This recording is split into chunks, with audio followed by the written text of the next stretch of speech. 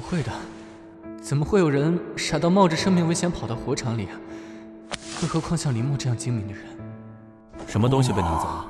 这里都被烧成这样了，会不会东西被烧掉了？啊，只是我的一个小物件。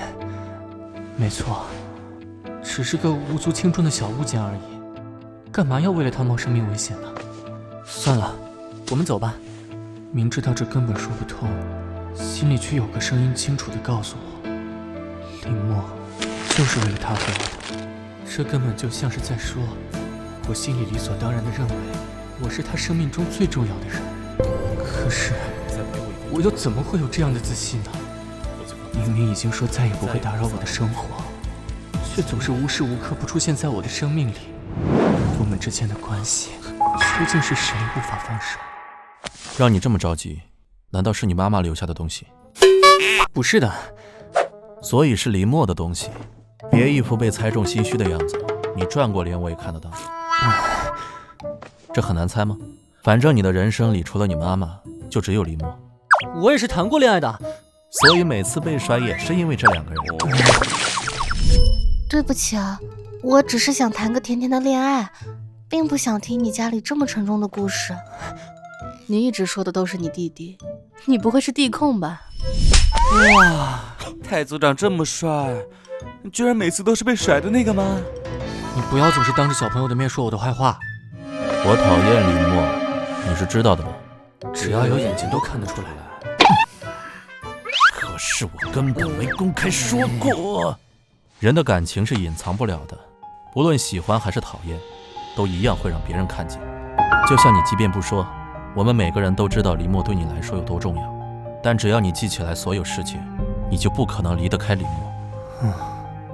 是，不管是亲情、爱情，还是什么感情，在这段关系里，我早就被他掌控，深陷其中了。你听上去想要劝和，但我们已经分手了，开始和结束都是我，从始至终都像个被牵着走的傻瓜。我那么讨厌他，干嘛要劝你跟他在一起？我巴不得你们老死不相往来，但这不现实。我是想提醒你，整理好自己的心情，如果真的分开了，就不要再留任何念想，好好的走自己的路。如果还心存喜欢，干干脆脆的去找他，把想问的都问清楚。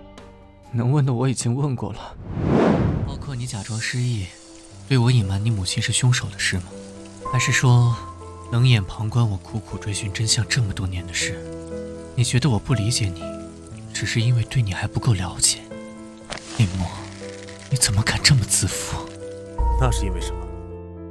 结果只是更清楚地知道自己究竟多喜欢他，喜欢到再陪我一分钟，即便对他带着恐惧和疑惑，我就放你走。可听到那句再也不见的话，再也不胸口仍然像灼烧一样疼痛。我觉得你还是没问清楚，你问过他到底喜不喜欢你吗？没有。